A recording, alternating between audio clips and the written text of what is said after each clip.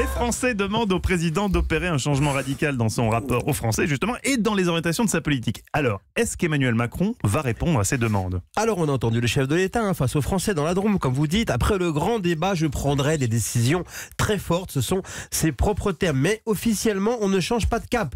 Des réformes sont reportées, effectivement, pour l'après-grand débat. Si un changement se dessine, en fait, eh bien, c'est au niveau du parti présidentiel, figurez-vous. On va le voir ça en premier. Cette semaine, Stanislas Guerini va officialiser une réorganisation du mouvement La République En Marche, des personnalités qui représentent la branche social-démocrate du macronisme, comme l'écologiste Mathieu Orphelin du Maine, la spécialiste des questions fiscales Émilie Cariou de la Meuse ou Aurélien Taché de Val d'Oise, vont être nommés à des postes stratégiques du mouvement en délégués nationaux et thématiques pour le parti. C'est une nouvelle visibilité donnée au pôle gauche de la majorité, et ce alors qu'Emmanuel Macron est en train de gagner justement des points à la droite. Mais pour autant, ça veut bien dire que c'est pas par une politique donc essentiellement basée sur la droite qu'il pourra calmer la colère des Français. Alors, quelle décision forte, visible par tous les Français, peut prendre Emmanuel Macron? Eh oui, on se demande, selon l'info du Parisien, le gouvernement serait prêt à reculer sur le 80 km/h. Ça, on va en savoir plus aujourd'hui. Mais là-dessus, Emmanuel Macron, eh bien, il souffle aussi le chaud et le froid. Parfois, il dit, je cite, c'est une connerie.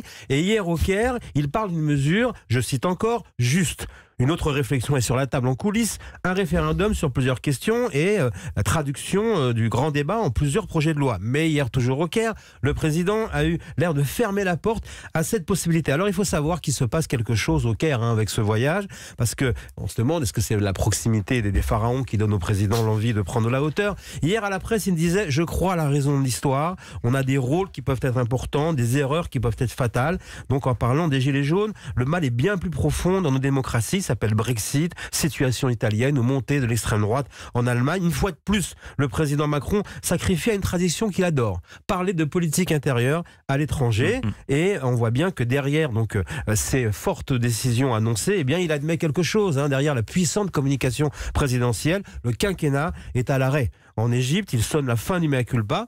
Emmanuel Macron, en fait, du haut de son mandat, au sommet de la pyramide, il contemple 30 ans de problèmes français non réglés.